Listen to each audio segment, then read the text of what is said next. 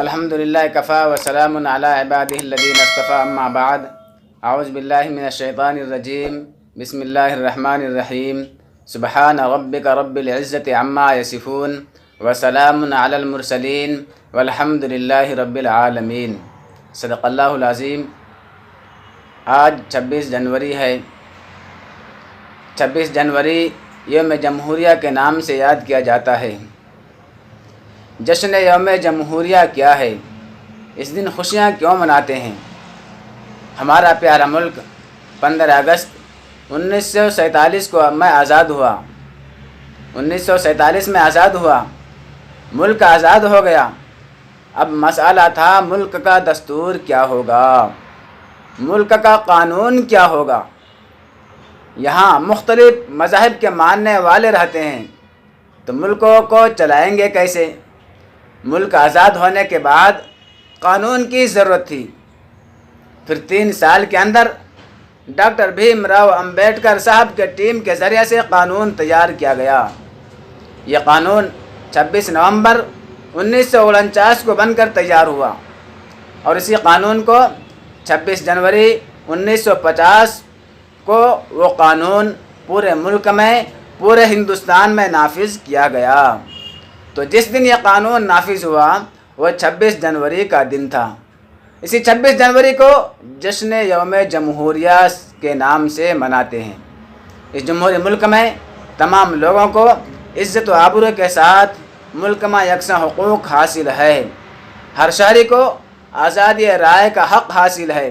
ہمارے اکابر، ہمارے بزرگوں نے ملک کی آزادی کے لیے، غلامی کی زنجیروں کو توڑنے کے لیے 1 مہینہ نہیں، 1 سال نہیں، 2 سال نہیں، بلکہ 150 سال تک آزادی کی جنگ لڑتے رہے، قربانیاں دیتے رہے، پھانسی کے پھندوں کو چومتے رہے۔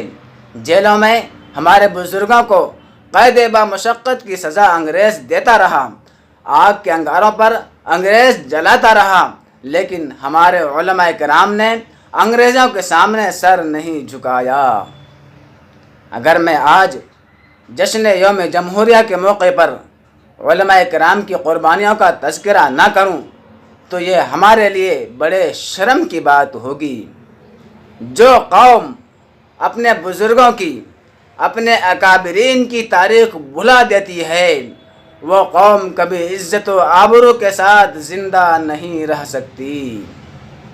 اس لیے اپنے نسلوں کو، ملک میں رہنے والوں کو جنگ آزادی میں علماء کرام کی شاندار ماضی بتائیں، بزرگوں کی قربانیاں لوگوں کو بتائیں، ورنہ نسلیں برباد ہو جائے گی، نسلیں مردہ ہو جائے گی۔ ہندوستان آزاد کیسے ہوا؟ ہندوستان کے چپے چپے سے پوچھو، درختوں سے پوچھو، وہ تمہیں آزادی کی داستانیں سنائیں گے۔ چپا چپا بوٹا بوٹا حال ہمارا جانے ہے، چپا چپا بوٹا بوٹا حال ہمارا جانے ہے، جانے نہ جانے گل ہی نہ جانے باغ تو سارا جانے ہے۔ ہندوستان کی آزادی کے لیے جتنا خون ہمارے بزرگوں کا گرا، علماء کرام کا گرا ہے، اتنا پسینہ بھی دوسروں کا نہیں گرا ہے۔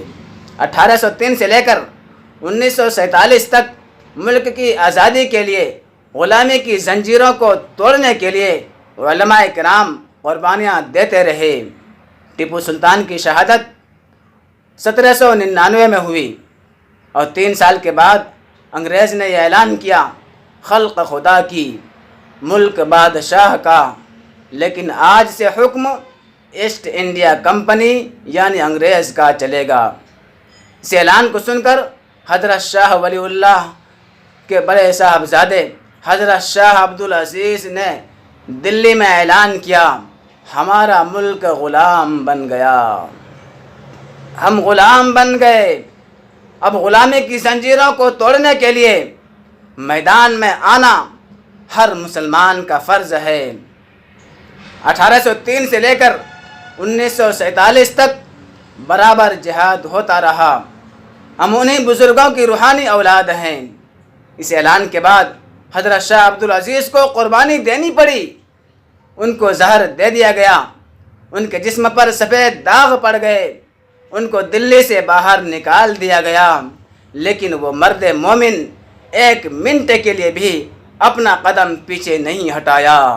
انہوں نے جنگ آزادی کو آگے بڑھانے کے لیے اپنے خاندان کے ایک شخص حضرت شاہ اسماعیل شہید رحمۃ اللہ علیہ اور اپنے عقیدت مند حضرت سید احمد شہید رحمۃ اللہ علیہ کو میدان میں کھڑا کیا۔